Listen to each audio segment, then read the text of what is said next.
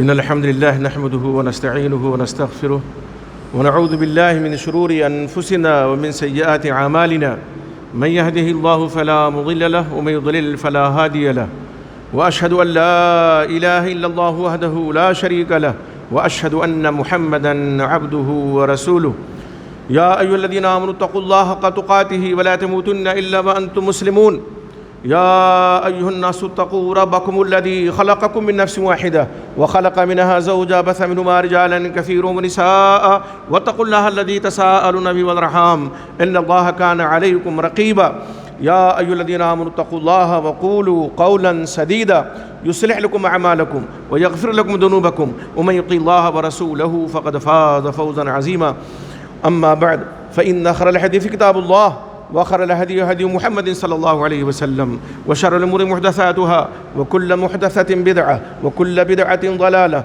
وكل ضلالة في النار فأعوذ بالله السميع العليم من الشيطان الرجيم بسم الله الرحمن الرحيم الحمد لله رب العالمين الرحمن الرحيم مالك يوم الدين إياك نعبد وإياك نستعين اهدنا الصراط المستقيم صراط الذين أنعمت عليهم غیر المغضوب علیہم ولا الضالین آمین۔ اللہ رب العزت کی تعریف و توصیف اور امام الانبیاء سید الاولین والآخرین امام اعظم محمد رسول اللہ صلی اللہ علیہ وسلم پر بے شمار درود و سلام کے بعد معلوم ہو کہ آج کے پروگرام کا جو موضوع ہے آپ حضرات کے سامنے ہے کہ سورہ فاتحہ یہ رکن صلاۃ ہے، نماز کا رکن ہے اور بغیر اس کے نماز نہیں ہوتی ہے۔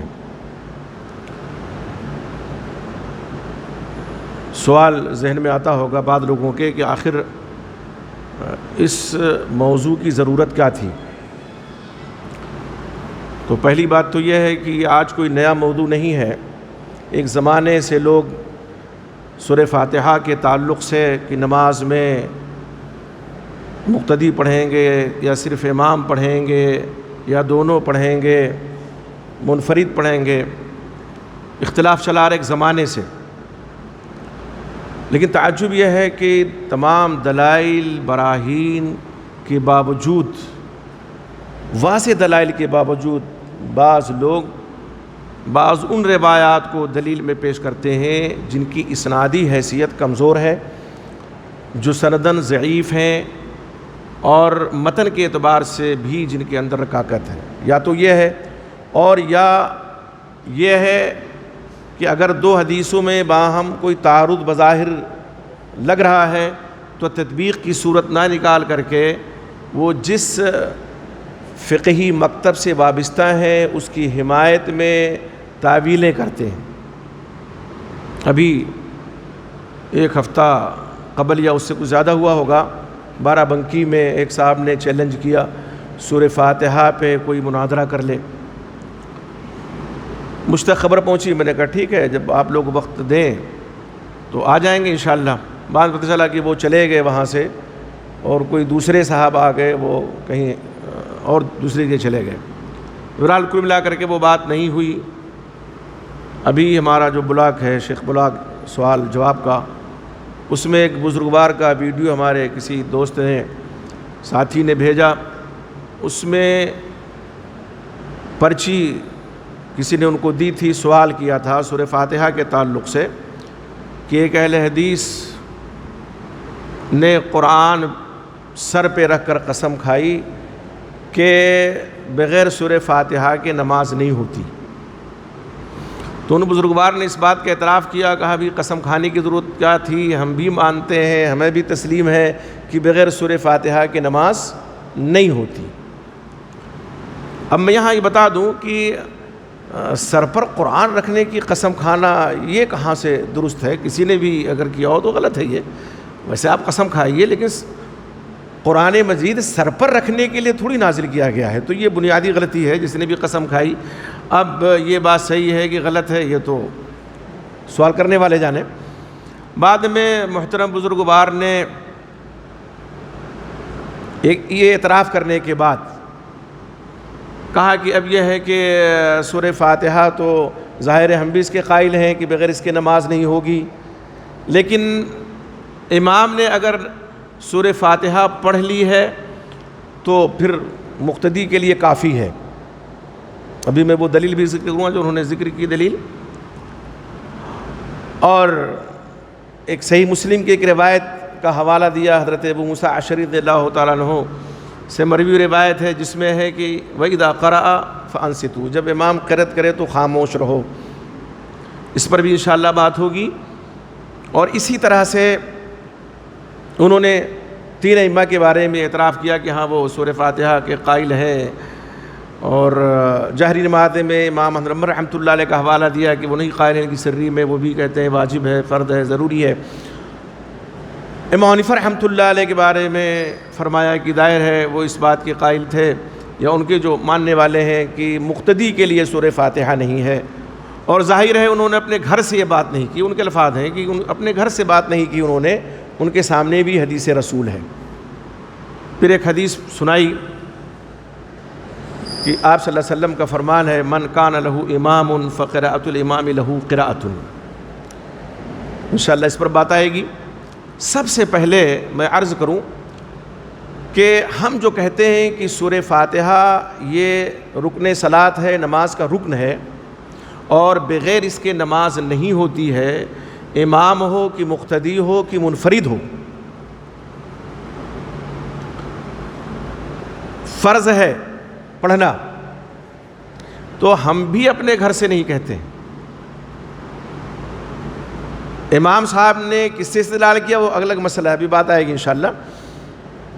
ہمارے پاس مضبوط اور قوی دلائل ہیں، صحیحین کی روایت ہے، سنن ابی داؤد کی روایت ہے، اور دیگر کتب حدیث میں روایت موجود ہے، مختلف روایات ہیں جو اس بات پہ دلالت کرتی ہیں کہ بغیر سورہ فاتحہ کی نماز نہیں ہوگی۔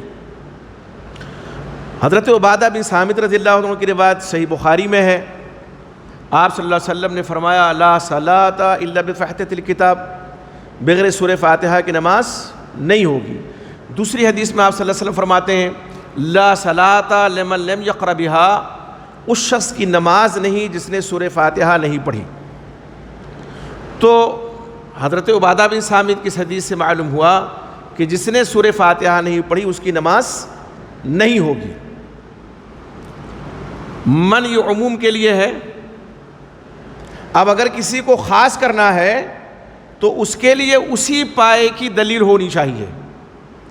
یہ صحیح بخاری کی حدیث ہے، یہ ہمارے سامنے صحیح بخاری ہے مکمل، اس میں جو روایت ہے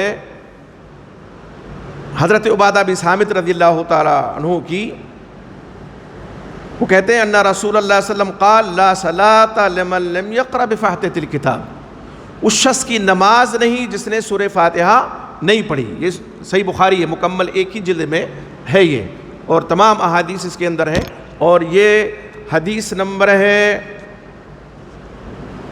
856۔ یہ دیکھیے لمن لم یقرأ بفاتحۃ الکتاب، اب جس نے سورہ فاتحہ نہیں پڑھی تو من میں سب آ گئے۔ ایک بات، ہمارے حنفی بھائی ایک تو اس حدیث کی تعویل کرتے ہیں اور کہتے ہیں یہاں لا جو ہے یہ نفی کمال کے لیے ہے، نفی ذات اور صحت کے لیے نہیں۔ یہ ایک علمی بحث ہے، میں سرسری طور پہ بتا دوں، لا حرف نفی ہے، یعنی انکار جسے کہتے ہیں نا، انکار والا لفظ۔ اس کی تین قسمیں ہیں۔ نفی ذات یعنی کسی چیز پر اگر لا داخل ہو جائے تو اس ذات کی نفی ہو جائے گی،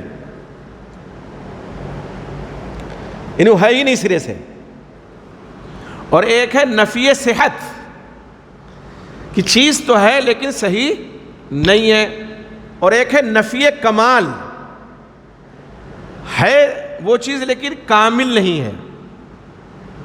نفی ذات یہ اس کا حقیقی معنی ہے، کس کا؟ لا کا، لفظ لا کا حقیقی معنی نفی ذات، یعنی پوری ذات کی نفی، وہ چیز ہے ہی نہیں سرے سے، ہوگی نہیں۔ اور نفی صحت اور نفی کمال یہ مجازی معنی ہے۔ کون سا معنی ہے؟ مجازی معنی ہے، اور اس میں بھی اقرب المجازین، یعنی جو نفی ذات ہے جو حقیقی معنی اس کے قریب نفی صحت ہے، یعنی وہ صحیح نہیں ہے۔ اب وہ کہتے ہیں نفی کمال کے لیے، ہم کہتے ہیں بھئی اگر نفی ذات نہ مانے تو کم سے کم مجاز مان رہے ہیں تو نفی صحت مان لیجئے کہ نماز صحیح نہیں ہوگی. تو کہتے ہیں نہیں وہ نماز کامل نہیں ہوگی، یہ نفی کمال ہے. ہم کہتے ہیں میرے بھائی چلو یہاں تک آ جاتے ہیں، ایک زنا اور ہم اتر کے آ جاتے ہیں. ہماری آپ کی نماز میں ویسی کتنی خامیاں رہتی ہیں، پھر جان بوجھ کر کے ہم سورہ فاتحہ نہ پڑھیں اور نماز مکمل نہ ہو ہماری، تو یہ کون سی عقل مندی ہے؟ پہلی بات. دوسری بات یہ ہے کہ جو حضرت نے فرمایا بزرگوار نے کہ امام حنیفہ رحمۃ اللہ علیہ نے اپنے گھر سے کوئی بات نہیں کی، دلیل رکھتے ہیں. حدیث پیش کی من کان لہ امام فقراءۃ الامام لہ قراءۃ، یعنی جس کا کوئی امام ہو تو امام کی قرأت اس کی قرأت ہے. دیکھیے ہدایہ فقہ حنفی کی سب سے چھوٹی کی کتاب ہے، قدوری کی شرح ہے، اس کی پیشانی پہ لکھا ہے الہدایہ کالقرآن، استغفر اللہ، کہ ہدایہ قرآن کی مانند ہے. ہم نے بھی ہدایہ اخیرین تک پڑھی ہے، قدوری سے لے کر کے شرح وقار ہدایہ. اس میں جو احادیث ہیں یہ ہیں علامہ جمال الدین ابو محمد عبداللہ بن یوسف الزیلعی الحنفی رحمۃ اللہ علیہ. یہ ان کی کتاب ہے نسب الرایہ لأحادیث الہدایہ، یعنی ہدایہ کی جو احادیث ہیں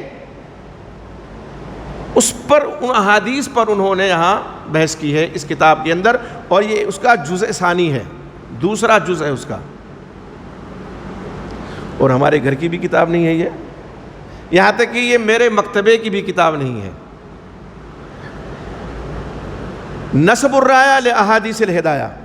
اب آئیے دیکھتے ہیں جو بزرگوار محترم نے من کان لہ امام فقراءۃ الامام لہ قراءۃ دلیل کے طور پر حدیث پیش کی ہے کہ جس کا کوئی امام ہو تو امام کی قرأت اس شخص کی قرأت ہے، اس کا کیا حال ہے. اور اس پر امام زیلعی حنفی رحمۃ اللہ علیہ نے کیا تبصرہ فرمایا ہے. دیکھیے لکھتے ہیں الحدیث الصعب والخمسون، 57 نمبر کی حدیث ہے.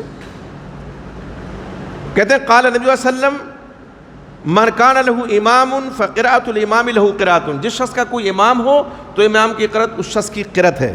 یہ ان کا جو ترجمہ ہے میں وہی کر رہا ہوں.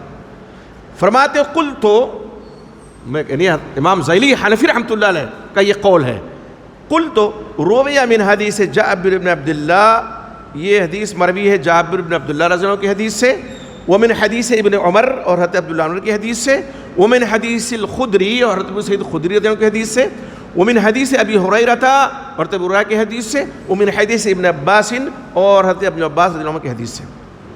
فرماتے ہیں فحدیث جابر، یہ جابر عبداللہ کی حدیث جو رضی اللہ عنہ کی، اخرجہ ابن ماجہ فی سننہ، امام ابن ماجہ نے اپنے سنن ماجہ میں اس کی تخریج کی ہے، نکالا اسے. کس سے؟ ان جابر الجعفی، جابر جوفی کے حوالے سے، اور جابر جوفی روایت کرتا ہے ابو زبیر سے، اور ابو زبیر روایت کرتے ہیں جابر عبداللہ رضی اللہ عنہ سے. قال، انہوں نے کہا قال رسول اللہ صلی اللہ علیہ وسلم، رسول اللہ صلی اللہ علیہ وسلم نے فرمایا من کان لہ امام فإن قراءۃ الامام لہ قراءۃ. انتہا. فرماتے ہیں آگے وجابر الجعفی مجروح، یہ جابر جوفی جو راوی ہے اس پر جرح ہے، یہ مجروح ہے. اسی پر بس نہیں کیا، روی عن ابی حنیفہ، امام حنیفہ رحمۃ اللہ علیہ سے مروی ہے انہو قال، یہ کہ انہوں نے فرمایا ما رأیت اکذب من جابر الجعفی، جابر جوفی سے بڑا میں نے جھوٹا نہیں دیکھا. کون کہتے ہیں؟ امام حنیفہ رحمۃ اللہ. اکذب یعنی زیادہ بڑا جھوٹا، اس میں تفضیل ہے. یہ امام حنیفہ رحمۃ اللہ علیہ کی جرح ہے اس راوی پر، جابر جوفی جو حضرت جابر بن عبداللہ کی روایت میں یہ موجود ہے، ابو زبیر سے روایت کرتا ہے. اب کہتے ہیں آگے کی جو روایت ہے کہ اخبرنا الامام ابو حنیفہ قال حدثنا ابو الحسن موسیٰ بن ابی عائشہ عن عبداللہ بن شداد عن جابر عن نبی صلی اللہ علیہ وسلم قال من صلی خلف الامام فإن قراءة الامام له قراءة. انتہا. ورواہ الدارقطنی فی سننہ واخرجہ ہوا ثم البیہقی، انہوں نے تخریج کی امام دارقطنی بہقی نے، عن ابی حنیفہ مؤلف رحمۃ اللہ علیہ سے، مقرونا بالحسن بن عمارہ، حسن بن عمارہ کی حدیث کے ساتھ کی ملی ہوئی ہے. اور حسن بن عمارہ جو سند میں مذکور ہے، دارقطنی کہتے ہیں وَهَذَا الْحَدِيثُ لَمْ يُسْنِدْهُ عَنْ جابر بن عبداللہ غیر ابی حنیفہ، جابر بن عبداللہ سے اس حدیث کو امام حنیفہ رحمۃ اللہ علیہ کے علاوہ کسی نے مسندن روایت نہیں کی، یعنی سند اس کی نہیں بیان کی ہے. اور حسن بن عمارہ کے علاوہ ان دو لوگوں نے سند ذکر کی ہے. فرماتے وَهُمَا ضَعِيفَانِ، اور یہ دونوں ضعیف ہیں. امام حنیفہ رحمۃ اللہ علیہ حدیث میں ضعیف تھے. اس کا قطعی مطلب نہیں ہے کہ تقویٰ، طہارت یا تدین پہ ان کے کچھ حرف آیا. حدیث ایک فن ہے، کوئی ضروری نہیں ہے کہ جو آدمی متقی ہو، پرہیزگار ہو، تقویٰ شعار ہو یا فقیہ ہو، وہ حدیث میں بھی اسی پائے کا ہو جس پائے کا وہ فقیہ ہے. ایسا ضروری نہیں ہے. تو علماء جرح و تعدیل نے ان پر بھی اجرا کی اور حسن بن عمارہ پہ. ٹھیک ہے، تو اس طرح سے یہ روایت ہے. آگے ہے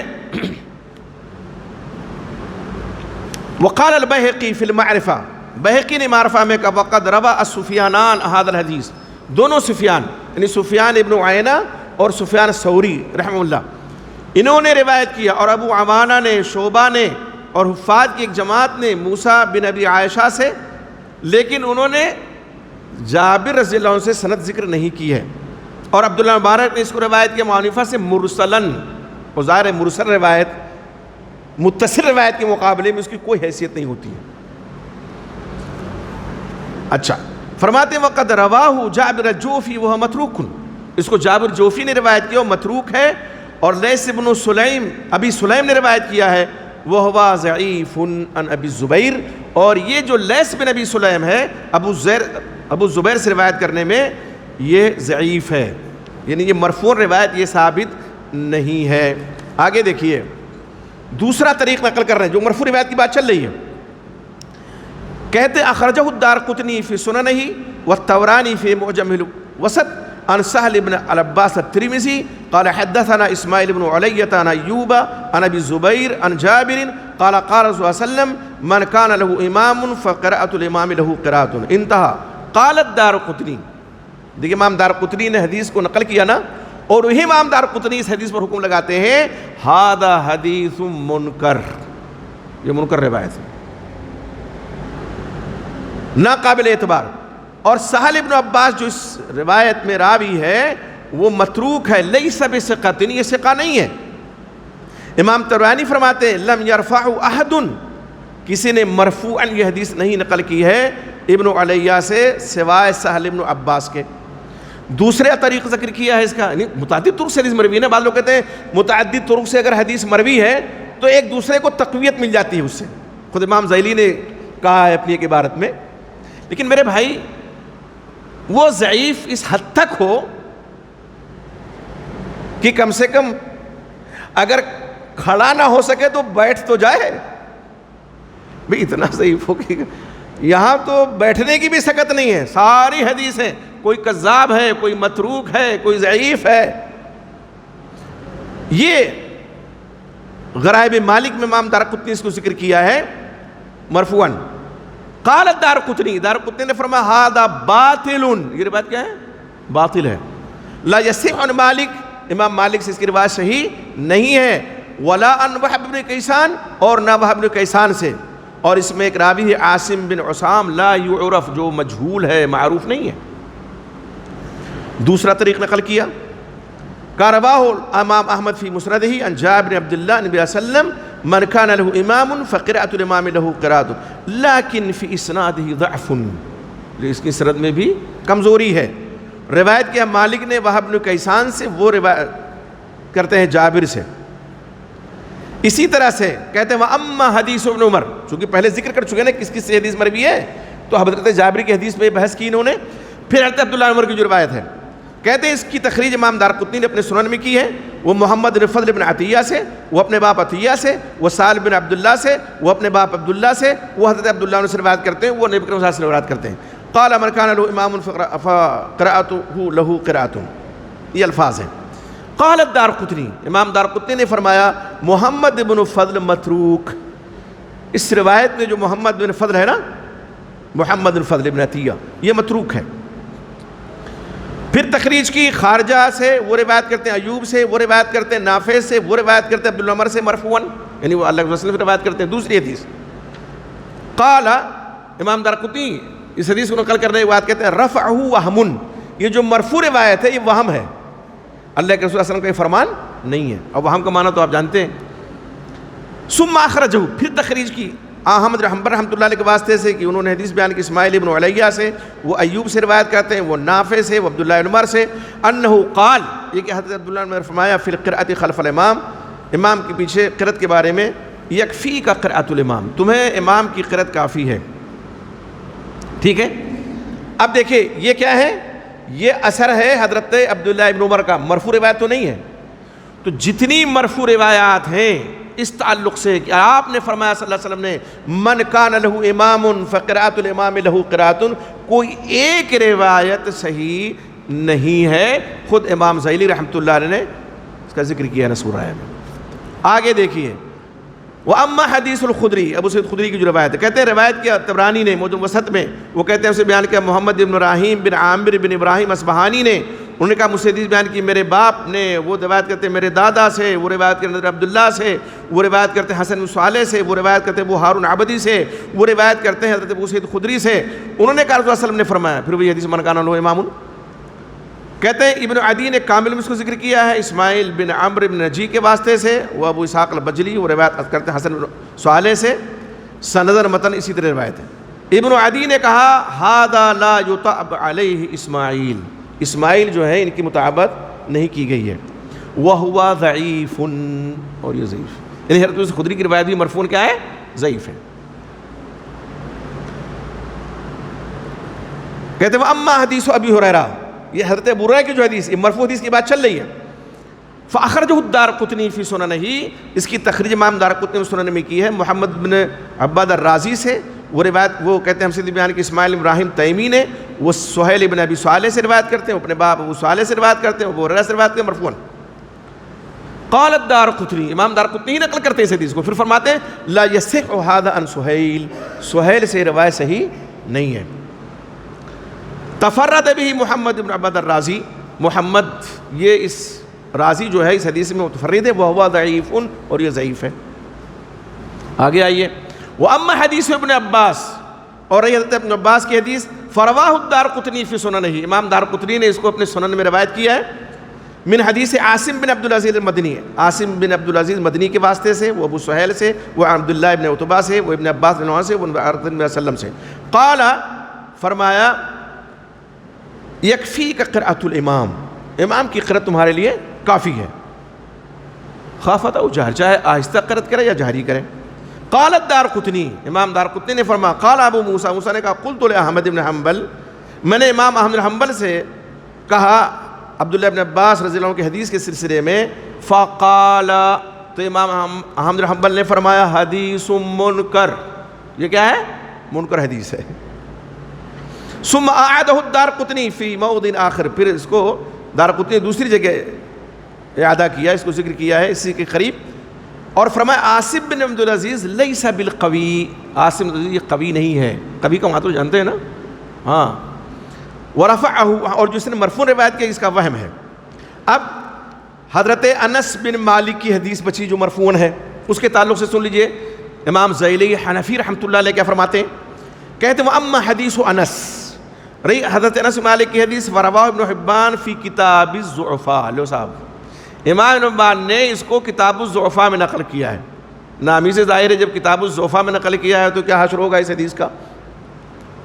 غنیم بن سالم کے واسطے سے وہ روایت کرتے ہیں مالک سے، انہوں نے کہا رسول اللہ صلی اللہ علیہ وسلم نے فرمایا من کان لہ امام الاخری، وَأَعْلَهُ بِغُنَيْم، غنیم جو راوی ہے اس کی وجہ سے اس میں علت ہے، اور فرمایا انہو یخالف الثقات فی الروایات، یہ غنیم جو راوی ہے یہ ثقہ راویوں کی روایت میں مخالفت کرتا تھا۔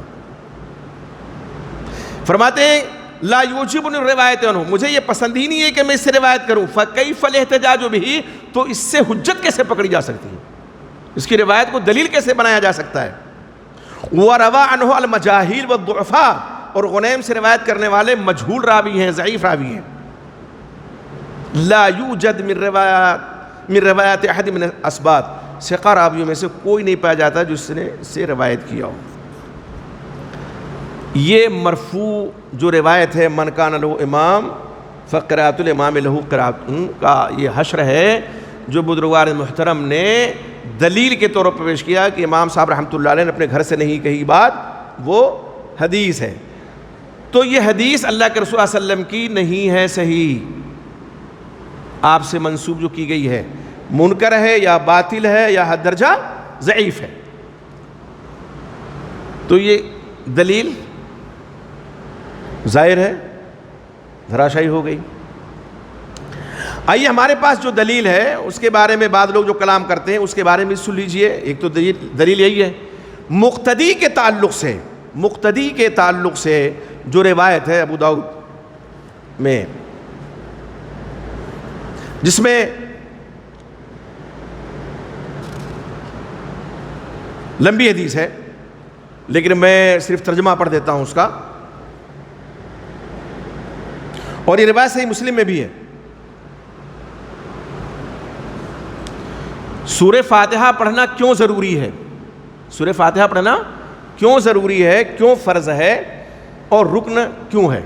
اور اس کو تو شیخ عبد القادر جیلانی نے غنیۃ الطالبین میں یہاں ہے کہ نہیں ہے؟ موجود ہے. لائے دیکھیں نکالے، بہت اچھی بات ہے.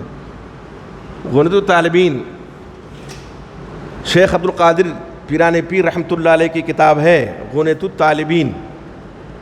اس میں انہوں نے سورہ فاتحہ کو رکن صلاۃ ذکر کیا، 15 ارکان ذکر کیے ہیں اور فرمایا ہے کہ یہ بغیر سورہ فاتحہ کے نماز نہیں ہوگی، بغیر سورہ فاتحہ کے نماز نہیں ہوگی. اب جو لوگ 11ویں دیتے ہیں ان کو تو پہلی فرصت میں سورہ فاتحہ پڑھنی شروع کر دینا چاہیے امام کے پیچھے. چلیے بات آئے گی تو ابھی میں اس کا ذکر کروں گا. اس میں نکالو ذرا، دیکھیں یہ حدیث ہے اور صحیح مسلم میں روایت موجود ہے کتاب الصلاۃ میں، باب وجوب قراءۃ الفاتحہ فی کل رکعۃ، کہ ہر رکعت میں سورہ فاتحہ واجب ہے، ضروری ہے. حضرت برا کہتے ہیں رسول اللہ صلی اللہ علیہ وسلم نے فرمایا جو شخص کوئی نماز پڑھے اور اس میں ام القرآن سورہ فاتحہ کے تقریباً 15 نام ہیں، اس میں ایک نام سورۃ الصلاۃ بھی ہے. کیا ہے؟ سورۃ الصلاۃ، اور اسی حدیث سے مستفاد ہے. تو ایسی نماز ناقص ہے کامل. ابو صائب نے کہا، میں نے کہا اے ابو ہریرہ میں بعض اوقات امام کے پیچھے ہوتا ہوں، تب کیا کروں؟ تو انہوں نے میری کلائی دبائی اور کہا اے فارسی اسے اپنے نفس میں پڑھا کرو. کہاں پڑھا کرو؟ اپنی جی میں پڑھا کرو. اس کا مطلب نہیں کہ تصور کر لیا کرو، پڑھنا ہے یعنی آہستہ پڑھنا ہے تاکہ امام کی قرأت سے ٹکراؤ نہ ہو. وہ جن روایات کو یہ لوگ پیش کرتے ہیں، آپ نے فرمایا مالی نازو فی القرآن، وہ کہتے ہیں ضعیف ہے. آپ نے اس میں فرمایا تھا لا تفعلوا الا بفاتحۃ الکتاب، سوائے سورہ فاتحہ کے کچھ نہ پڑھو، سوائے سورہ فاتحہ کے کچھ نہ پڑھو. وہاں بھی آپ نے ہی فرمایا. اب یہاں دیکھیے فرمایا بلا شبہ میں نے صلی اللہ علیہ وسلم سے سنا ہے آپ کہتے تھے اللہ عز و جل فرماتا ہے میں نے نماز کو اپنے اور بندے کے درمیان آدھے آدھ تقسیم کر دیا ہے، نصف نصف. قسمت الصلاۃ بینی و بین عبدی نصفین، 2 حصے میں نے نماز کو بانٹ دیا. یہ حدیث قدسی اللہ رب العزت فرماتا ہے. نصف یعنی آدھا میرے لیے اور نصف میرے بندے کے لیے. اب یہ صلاۃ کو اللہ نے تقسیم کیا تو صلاۃ کسے فرمایا؟ آگے دیکھیے، نصف میرے لیے نصف میرے بندے کے لیے، اور میرے بندے کے لیے وہ سب کچھ ہے جو اس نے مانگا. رسول اللہ صلی اللہ علیہ وسلم نے فرمایا کہ پڑھا کرو. بندہ کہتا الحمدللہ رب العالمین، اللہ عز و جل فرماتے ہیں میرے بندے نے میری تعریف کی، حمدنی عبدی. بندہ کہتا الرحمن الرحیم، اللہ فرماتے ہیں میرے بندے نے میری ثنا بیان کی. بندہ کہتا ہے مالک یوم الدین، اللہ فرماتے ہیں میرے بندے نے میری بزرگی بیان کی، مجدنی عبدی. بندہ کہتا ہے ایاک نعبد و ایاک نستعین، تو اللہ فرماتے ہیں ایاک نعبد و ایاک نستعین، اللہ فرماتے ہیں میرے اور میرے بندے کے درمیان. اعتراف کرتے ہیں نا اللہ ہم تیری عبادت کرتے ہیں اور تجھ ہی سے مدد طلب کرتے ہیں. تو یہ تو اللہ ہی جانتا ہے کہ نماز میں تو یہ ہے اعتراف، اور وہاں باہر جا کر کہ یا غوث المدد یا علی المدد. تو اللہ فرماتے ہیں یہ میرے اور میرے بندے کے درمیان ہے، مابین، اور میرے بندے کے لیے وہ سب کچھ ہے جو اس نے مانگا. بندہ کہتا ہے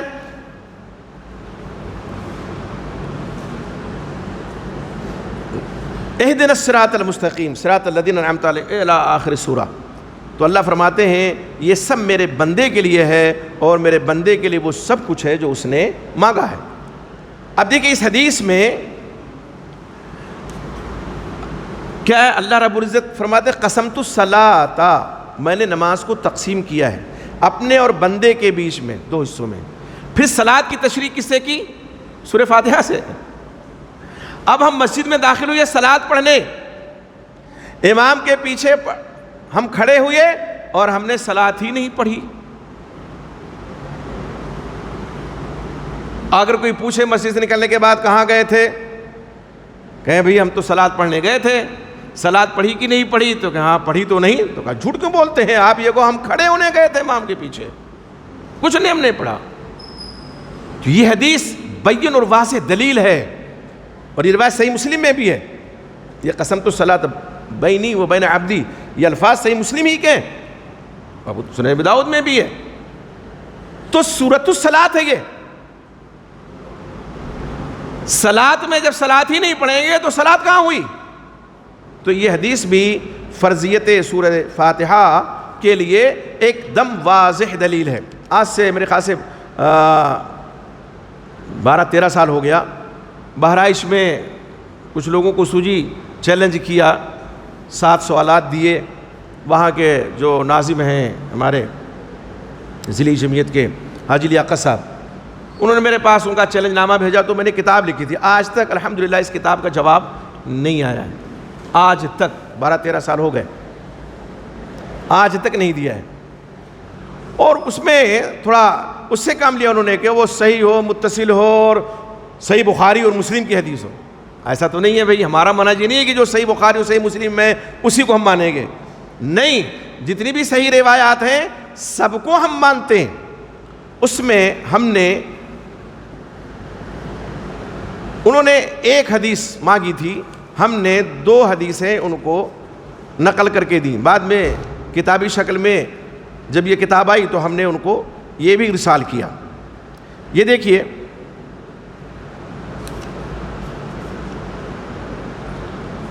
وہ سوال کرتے ہیں مذکورہ شاید والی کوئی حدیث پیش فرمائیں جسے ثابت ہو کہ مقتدی پر سورہ فاتحہ پڑھنا فرض ہے.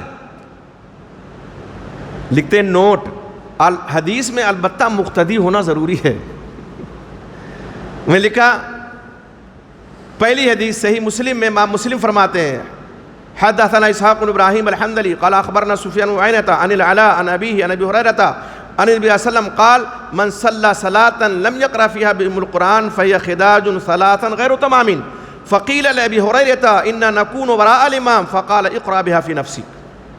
صحیح مسلم جلد 1 صفحہ 169 مکتبہ ملت دیوبند کی کتابوں بڑی تختی میں مدرسے ہمارے موجود ہے. اس کا ہم نے حوالہ دیا چونکہ سند کے ساتھ انہوں نے مانگا تھا تو سند اس میں لکھی کہ آپ صلی اللہ علیہ وسلم فرمایا جو شخص نماز پڑھے اور اس میں سورہ فاتحہ نہ پڑھے تو نماز ناقص ہے، ناقص ہے، ناقص سے پوری نہیں ہے. حضرت ابو ہریرہ سے کہا گیا کہ ہم لوگ امام کے پیچھے ہوتے ہیں، پیچھے تو مقتدی ہوتا ہے نا، تب بھی پڑھیں؟ فرمایا ہاں اس کو آہستہ پڑھو. دوسری حدیث دیکھیے محمد نبی کی جو حضرت عبادہ بن صامت سے ہے، کننا خلف رسول اللہ صلی اللہ علیہ وسلم، ہم رسول اللہ صلی اللہ علیہ وسلم کے پیچھے تھے، فی صلاۃ الفجر، فجر کی نماز میں، فقرأ رسول اللہ صلی اللہ علیہ وسلم، آپ صلی اللہ علیہ وسلم نے قرأت فرمائی، فثقلت علیہ القرأۃ، قرأت آپ پر بوجھل ہوئی، فلما فرغ، جب آپ قرأت سے فارغ ہوئے، قال، تو آپ نے فرمایا لعلکم تقرؤون خلف امامکم، شاید تم اپنے امام کے پیچھے قرأت کرتے ہو. قلنا نعم هذا حال لك رسول، ہم کرتے ہیں. آپ نے لا تفعلوا الا بفاتحۃ الکتاب، سوائے سورہ فاتحہ کے کچھ نہ پڑھو، فانه لا صلاۃ لمن لم يقرأ بها، اس لیے کہ اس شخص کی نماز نہیں جس نے سورہ فاتحہ نہیں پڑھی. بعض محدثین نے اس حدیث پہ ضعف کا حکم لگایا ہے، لیکن صحیح بات یہ ہے کہ دیگر تمام محدثین نے اس حدیث کو صحیح کہا ہے اور اس کی تائید دوسری حدیث سے ہوتی ہے. یہ دیکھیں تائید کے لیے، ہاں اب یہاں ظاہر ہے کہ ایک صحیح ترین روایت جامع صحیح بخاری کی، جامع صحیح مسلم کی، اس کے بعد اس کی تائید میں یہ روایت. امام خطابی رحمۃ اللہ علیہ فرماتے ہیں ھذا الحدیث نص، یہ حدیث بات پر نص ہے، بأن قراءۃ فاتحۃ الکتاب واجبۃ علی من صلی خلف الامام، کہ سورہ فاتحہ کا پڑھنا فرض ہے، اس شخص پر واجب ہے جو امام کے پیچھے پڑھے. سواء جہر الامام بالقراءۃ، چاہے امام جہری قرأت کرے اور خافت بہا یا آہستہ پڑھے. واسنادہ جید لا طعن فیہ، اس کی سند بہتر ہے، اچھی ہے، اس میں کوئی طعن نہیں ہے. یہ سنن ابن داؤد کا جو حاشیہ ہے جلد 1 صفحہ 515 اور چھپا ہے یہ نسخہ مکتبہ دار سحنون تونس سے. تو اس روایت پہ جو ضعف کا حکم لگا ہے امام خطابی فرماتے ہیں کوئی طعن اس پہ نہیں ہے، سند اس کی جید ہے. تو یہ روایت بھی پکار کے کہہ رہی ہے کہ مقتدی جو ہیں، امام کے پیچھے جو نماز پڑھنے والے ہیں، وہ بے شک سورہ فاتحہ پڑھیں، بغیر سورہ فاتحہ کی نماز نہیں ہوگی. آئیے ایک اور چیز بزرگوار نے ذکر کی ہے، جلدی ہم ذکر کر دیں کہ قرآن میں اللہ تعالیٰ نے فرمایا، سورہ اعراف میں ہے، وَإِذَا قُرِئَ الْقُرْآنُ فَاسْتَمِعُوا لَهُ وَأَنصِتُوا لَعَلَّكُمْ تُرْحَمُونَ، کہ جب یہ دیکھیے امام قرطبی رحمۃ اللہ علیہ کی تفسیر ہے الجامع لأحکام القرآن، الجامع لأحکام القرآن امام قرطبی رحمۃ اللہ علیہ کی ہے. ٹھیک ہے، اس میں دیکھیے امام قرطبی رحمۃ اللہ نے اور بھی دلائل کا ذکر کیا ہے. یہ جو روایت مرکانہ امام اس کا بھی ذکر کیا، اس کا رد بھی کیا ہے. یہاں فرماتے ہیں، جی ٹھیک ہے، ہاں جزاک اللہ خیر. یہ دیکھیے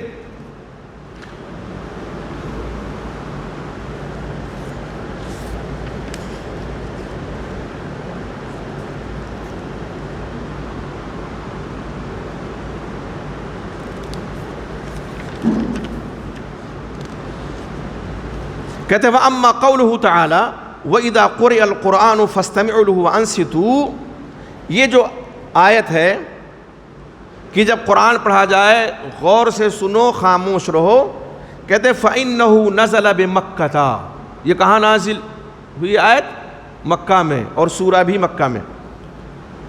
وَتَحْرِيمُ الْكَلَامِ فِي الصَّلَاةِ نَزَلَ بِالْمَدِينَةِ، اور نماز کے دوران گفتگو کرنا یہ حرام کہاں ہوا ہے؟ مدینے میں. جماعت کے ساتھ تو مدینے میں نماز ہوتی تھی. کما قال زید بن ارقم، جیسا کہ زید بن ارقم نے فرمایا. فلا حجت فیہا، تو اس میں دلیل نہیں ہے. کہتے ہیں فإن المقصود، مقصود یہ کان المشرک، مشرک کیا تھے؟ علی ما قال، جیسے کہ حضرت سید مسیب نے فرمایا. وقد روت دارقطنی، امام دارقطنی نے روایت کیا عن ابی ہریرہ، حضرت ابو ہریرہ سے، انہا نزلت. ٹھیک ہے،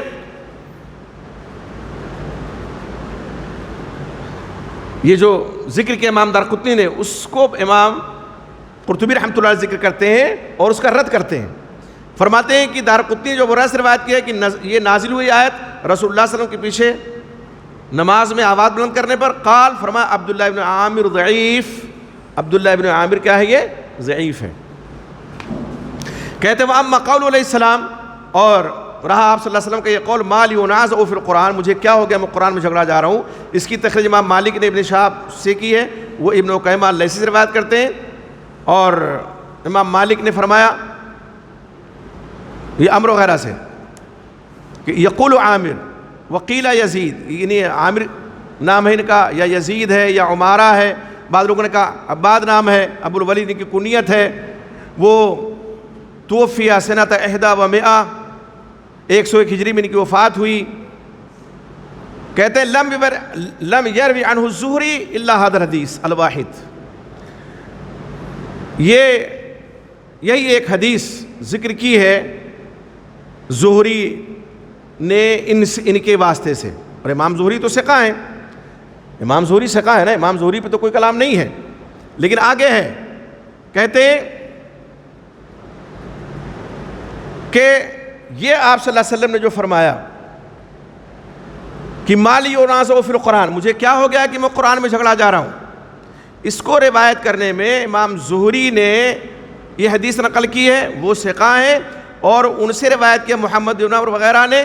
اور حدیث کا جو معنی ہے وہ یہ ہے کہ لا تجہروا، بلند آواز سے نہ پڑھو، اذا جہرتو، جب میں بلند آواز سے پڑھوں، فإن ذلک تنازع، اس لیے کہ اس میں تنازع ہو رہا ہے اور خلجان پڑھ رہا ہے. اقرؤوا فی انفسکم، کہاں پڑھو؟ آہستہ پڑھو اپنے نفس میں. اس کی تشریح کون سی حدیث کر رہے تھے؟ عبادہ بن صامت کی. ایک حدیث دوسری حدیث کی تشریح کرتی ہے نا.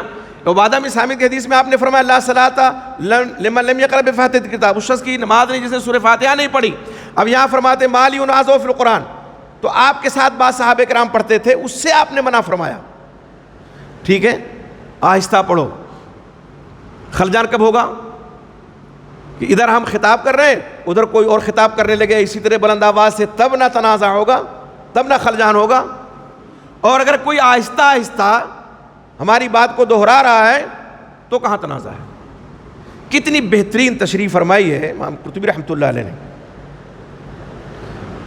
تو وہ معاملہ یہاں انہوں نے فرمایا کہ یہ حدیث کیا ہے, من کان لہ امام فقراۃ الامام لہ قراۃ. امام قرطبی فرماتے ہیں فحدیث ضعیف, یہ حدیث ضعیف ہے. اسند حسن عمارہ وہی وہ متروک, وہ ابو حنیفہ وہ ضعیف.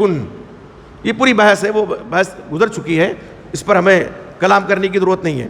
اب یہاں بزرگوار محترم نے کہا کہ یہ آیت کہتی ہے جب قرآن پڑھا جائے تو خاموش رہو.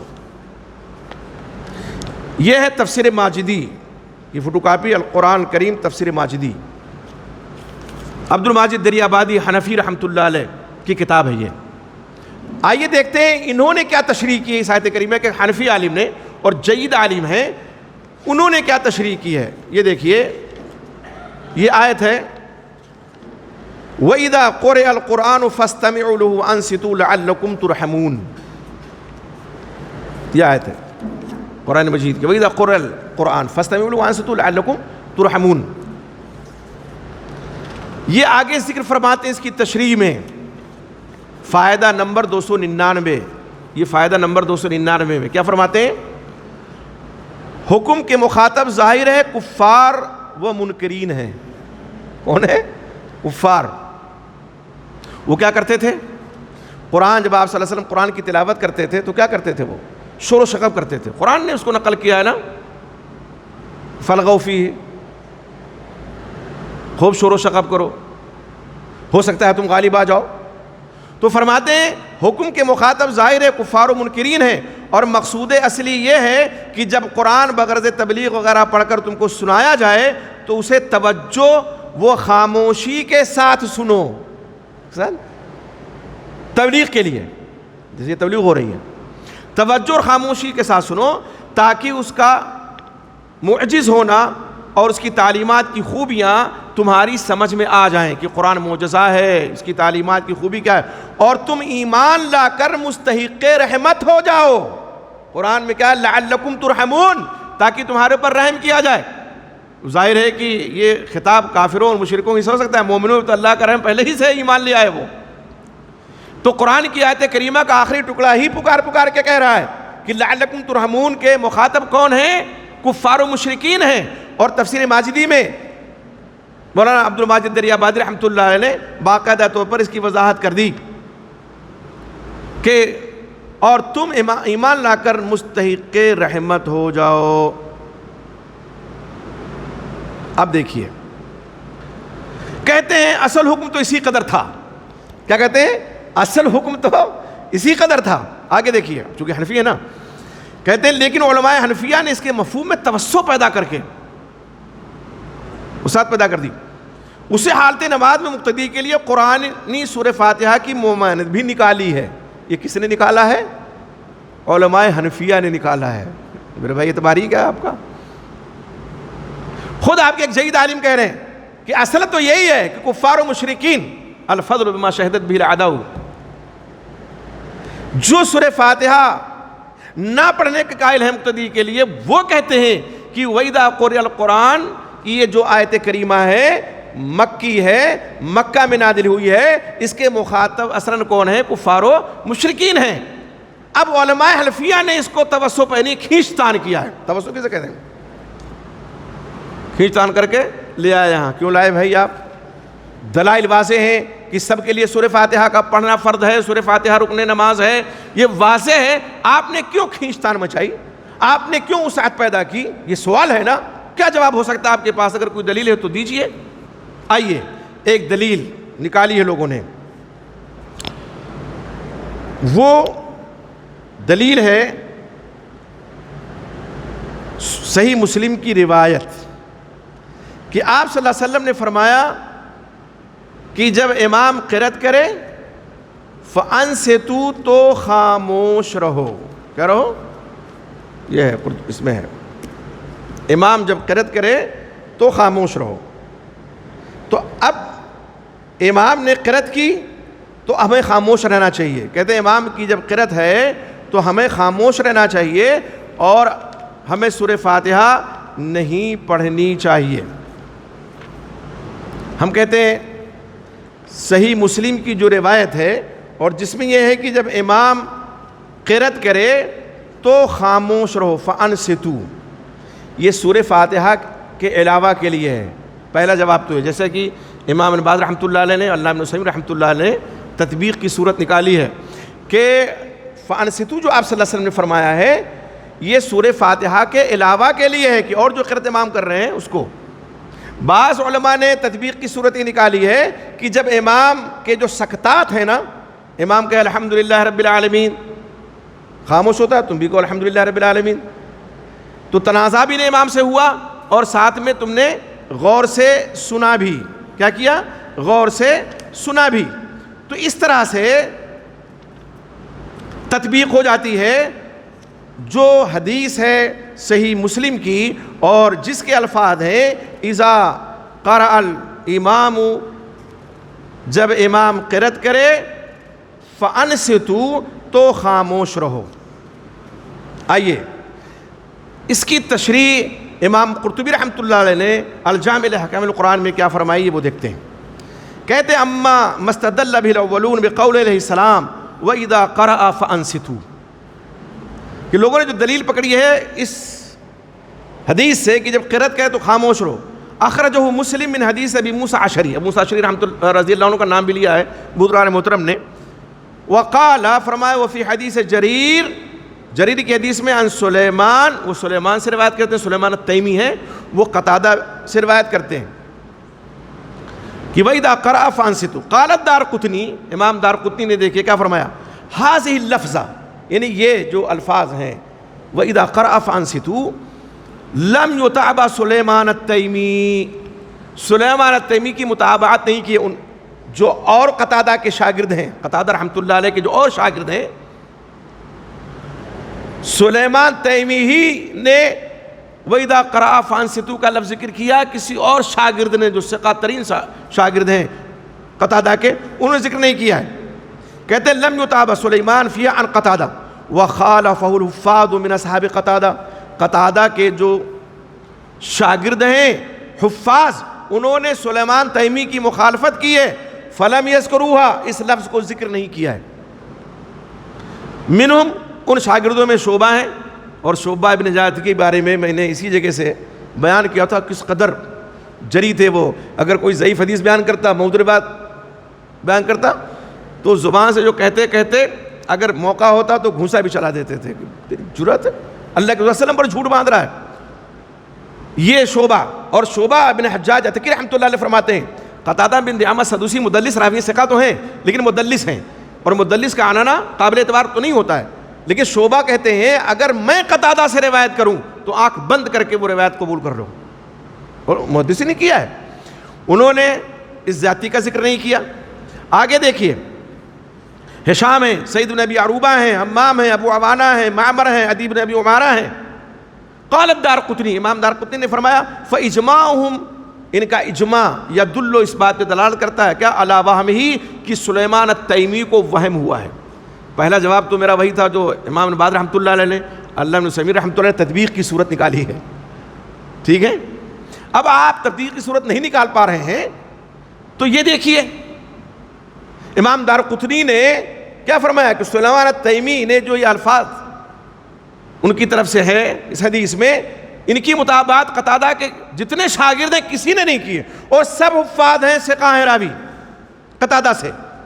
کہتے ہیں وقد رویہ عن عبداللہ ابن عامر، مروی عبداللہ ابن عامر سے عن قتادہ، قتادہ سے عبداللہ ابن عامر کون ہے، یہ قتادہ سے روایت کرنے والے ہیں. تیمی کی مطابقت، سلیمان تیمی کی مطابقت عبداللہ ابن عامر نے کی ہے. آئیے دیکھیے ولیکن لیس ہوا بالقوی، لیکن یہ قوی نہیں ہے، یعنی یہ ثقہ راوی نہیں ہے۔ جتنے ثقات رفاض قتادہ کے شاگرد، کسی نے اس لفظ کا ذکر نہیں کیا۔ ترکہ القطان، ابن قطان نے اس کو ترک کر دیا۔ کہتے ہیں واخرج ایضا ھذہ زیادہ، اور اس زیادتی کی تخریج ابو داؤد نے بھی کی ہے حدیث ابو ہریرہ سے۔ وقال، اور فرمایا ابو داؤد نے خود اعتراف کیا ہے، ھذہ زیادہ، یہ زیادتی جو لفظ کی، اذا قرأ فانصتوا، جب قرأت کرے تو خاموش رہو، لیست بمحفوظہ، یہ محفوظ نہیں ہے۔ ٹھیک ہے، تو اس طرح سے امام دارقطنی رحمۃ اللہ علیہ نے یہ صحیح مسلم کی جو روایت میں اضافہ ہے سلیمان التیمی کی روایت میں، اس پر تبصرہ فرمایا ہے۔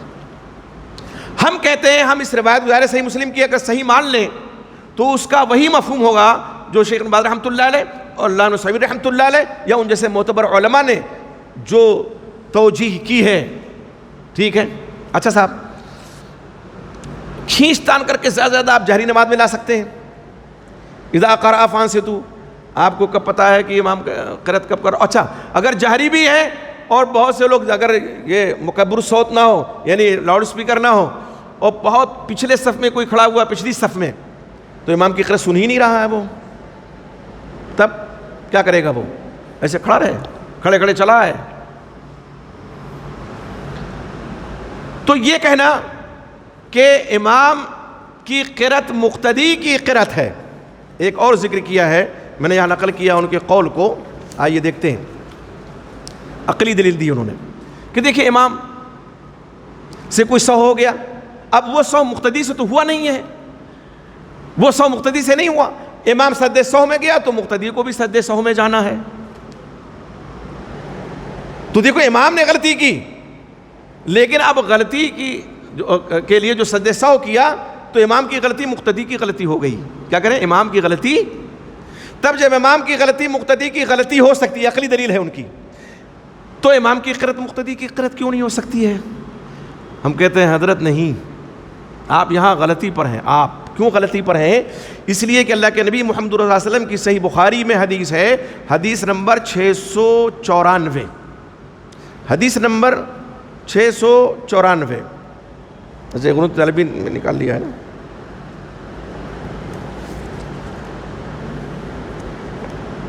یہ دیکھیے،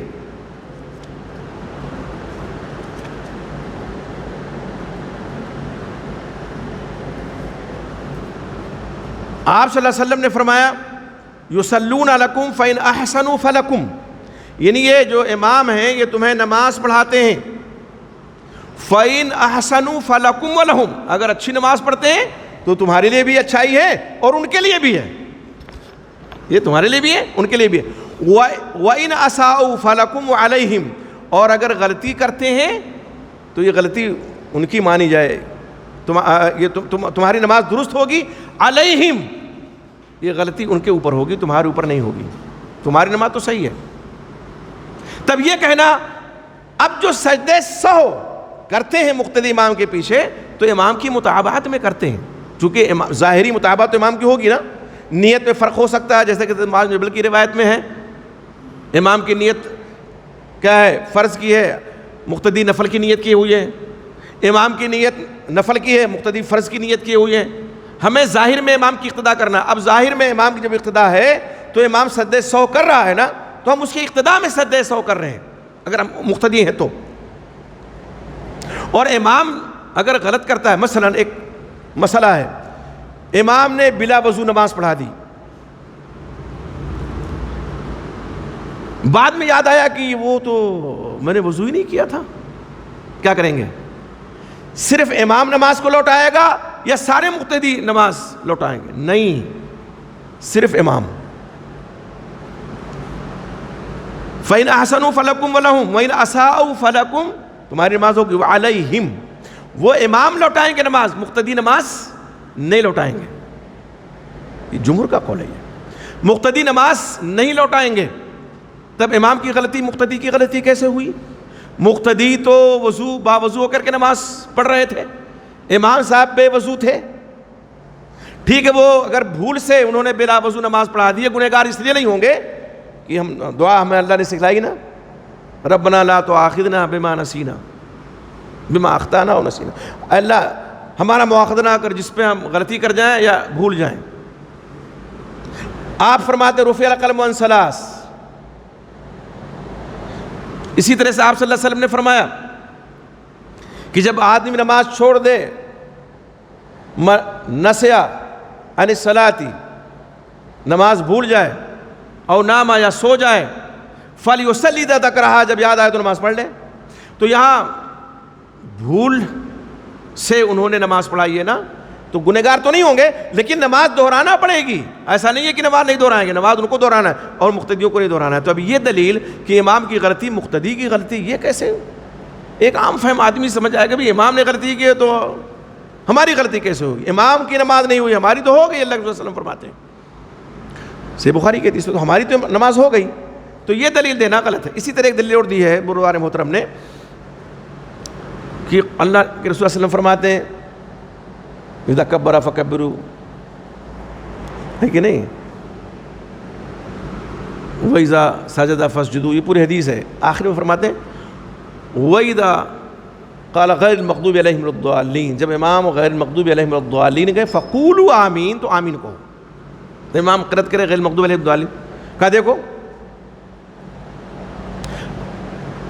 امام نے سورہ فاتحہ پڑھ لی، ہمارے لیے کافی ہے، ہمیں صرف آمین کہنا ہے، کیا ہے؟ ہمیں صرف آمین کہنا ہے بس، اس لیے کہ حدیث کہتی ہے کہ جب امام ولا الضالین کہے تو آمین کہو۔ اللہ علیہ وسلم بے شک عالم الغیب نہیں تھے، اس میں کوئی دو رائے نہیں ہے، لیکن وما ينطق عن الهوى ان هو الا وحی یوحی، آپ صلی اللہ علیہ وسلم بھی خواہش نفس سے کچھ نہیں کہتے، جو کچھ آپ فرماتے ہیں۔ سورہ نجم میں آیت نمبر 3 اور 4 میں اللہ فرماتے ہیں اللہ کی طرف سے وحی ہوتی ہے۔ بات کے ادوار میں ہم دیکھ رہے ہیں نا، یہ امام کے پیچھے جہری نماز میں آہستہ آمین کہنے کے جو قائل ہیں، ان کے مقتدی بہت سے آمین کہتے ہی نہیں ہیں۔ کیوں؟ اس لیے کہ سنا ہی نہیں کسی سے، جب سنا ہی نہیں تو کہیں گے کیا؟ ہاں جن کو مسئلہ معلوم ہے کہتے ہیں ہم آہستہ کہہ لیتے ہیں، لیکن اکثر لوگ پوچھو کہتے ہیں بھائی امام نے کہہ دیا کافی ہے۔ تو یہاں تو آپ کا یہ ہے، آپ نے یہاں آمین کی اہمیت بیان فرمائی ہے اور آپ اس کو کھینچ تان کر کے سورہ فاتحہ کے عدم وجوب کی طرف لا رہے ہیں کہ سورہ فاتحہ واجب نہیں ہے، فرض نہیں ہے، اس لیے کہ جو جس کا کام ہے وہ کر رہا ہے۔ امام کا کام ہے سورہ فاتحہ پڑھنا، ہمارا کام ہے آمین کہنا، تو ہم آمین کہہ رہے ہیں۔ اللہ اکبر، عجیب منطق ہے۔ آپ یہ بتائیے کہ اگر مقتدی امام کے پیچھے سورہ فاتحہ نہیں پڑھتا ہے اور اللہ کے نبی محمد رسول اللہ صلی اللہ علیہ وسلم کے فرمان کے مطابق ایسے شخص کی نماز نہیں ہوتی ہے، تو وہ تو مجتہد نہیں، وہ تو مفتی نہیں ہے۔ مفتیوں نے فتویٰ دے رکھا ہے کہ نماز نہیں ہوتی ہے، ٹھیک ہے، وبال کس کے ذمہ جائے گا؟ اسی لیے علماء احناف میں جو معتبر علماء کہتے ہیں احوط یہ ہے کہ سورہ فاتحہ مقتدی پڑھ لیں۔ ایک بہت بڑے عالم، ایک بہت بڑے دارالعلوم کے، انہوں نے ایک بہت بڑے عالم کے بارے میں فرمایا جن کا انتقال ہوا، اللہ مغفرت فرمائے، یہ حاجاؤ جن کے نام پہ، کوئی امام کے پیچھے سورہ فاتحہ پڑھتے تھے۔ مجھے جب ذکر آیا تو میں سوچ کے رہ گیا، ہم نے کہا حضرت تو پڑھ لیتے تھے تو اپنی نماز تو بچا لے گئے، اور مقتدیوں کی مسئلہ ہے نا، مقتدیوں کی ان کی نماز کا کیا ہوگا؟ آپ پڑھ رہے ہیں، واللہ العظیم ایک صاحب نے ان کے گھر میں گیا، ان کے دولت قدے پہ کہہ لیجئے، ایک پروگرام میں انوائٹ کرنے کے لیے، واللہ انہوں نے کہا کہ میں ابھی عمرہ کر کے تازہ آیا ہوں اور میں جب جاتا ہوں وہاں نماز پڑھتا ہوں تو بعد نمازیں رفع دین کے ساتھ بھی پڑھ لیتا ہوں تاکہ سنت پر بھی عمل ہو جائے۔ آپ لوگ تو کر لیتے ہیں، یہ بیچارے جو مقتدی ہیں، جو علماء کے اپنے فالوور ہیں، ان کی نمازوں کیا ہوگا؟ کبھی سوچا ہے؟ اس لیے وکالت چھوڑ دینی چاہیے۔ اور امام ابو رحمۃ اللہ علیہ، اللہ تعالیٰ ان کی قبر پہ رحمت کی برکھا نازل فرمائے، ان کی خدمات کو شرف قبول بخشے۔ ہاشم بن عابدین ان کا قول موجود ہے اذا صح الحدیث فهو مذہبی، جب صحیح حدیث آ جائے تو ہی میرا مذہب ہے۔ تو امام صاحب تو بری ذمہ ہو گئے نا۔ اب امام صاحب رحمۃ اللہ علیہ کا حوالہ دے کر کے انہوں نے اپنے گھر سے کوئی بات نہیں کہی ہے، وکالت کرنا اس بات کی کہ سورہ فاتحہ یہ رکن صلاۃ نہیں ہے، یہ کہاں تک انصاف کی بات ہے؟ آئیے شیخ عبد القادر جیلانی رحمۃ اللہ علیہ نے جو فرمایا ہے، بس اس کا ذکر کر کے میں ختم کروں۔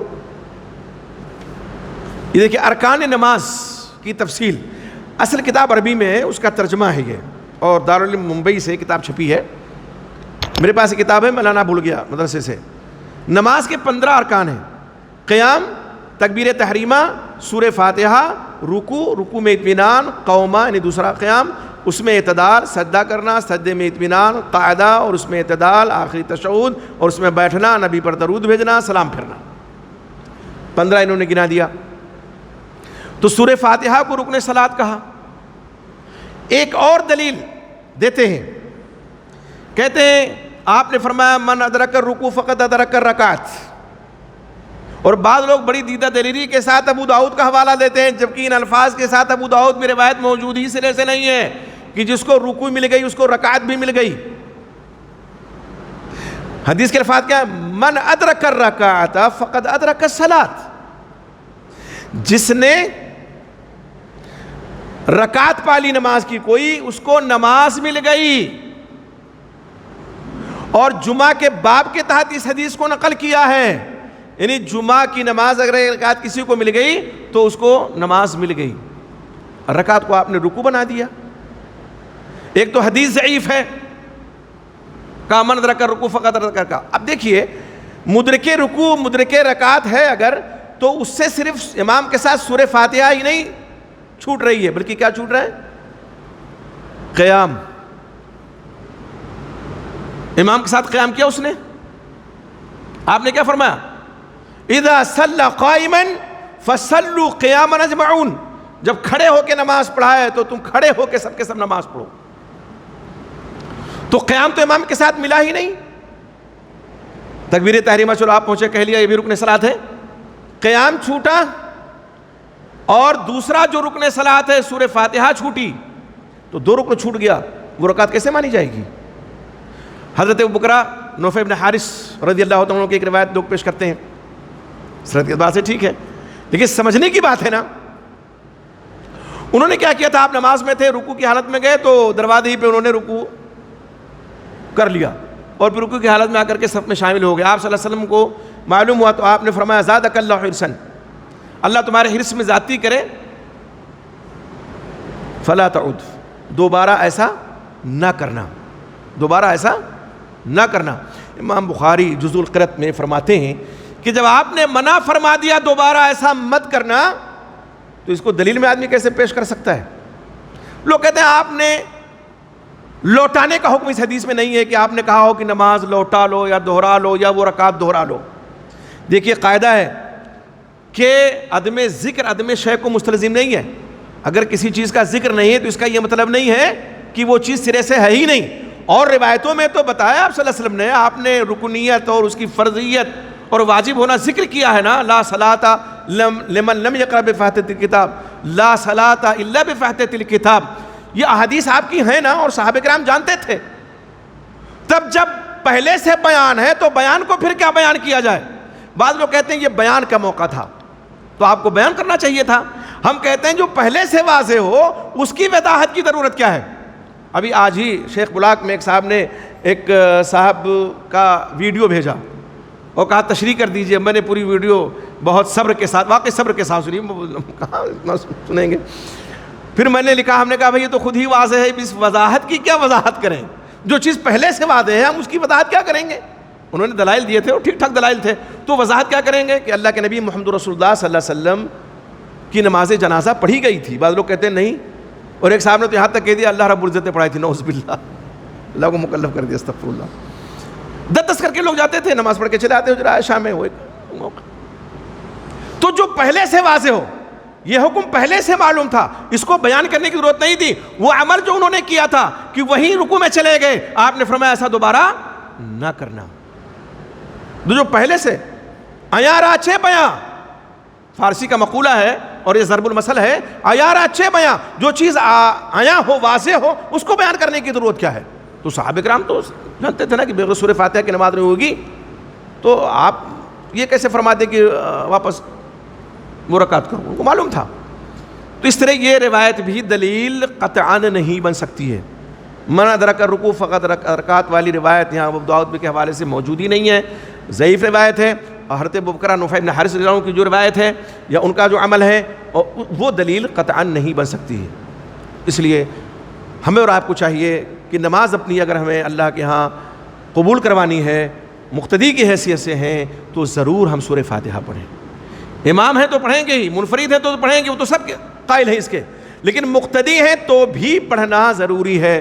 اللہ تعالی ہماری آپ کی نمازوں کو قبول فرمائے، اور جو کمیاں اور خامیاں ہیں ہماری نمازوں میں، اللہ ان کمیوں اور خامیوں کو دور فرمائے، اور ہمارے بھائیوں کو اللہ تعالی توفیق عطا فرمائے کہ وہ صحیح حدیث پر عمل کریں اور حدیث کو سمجھنے کی کوشش فرمائیں۔ آمین۔ السلام علیکم۔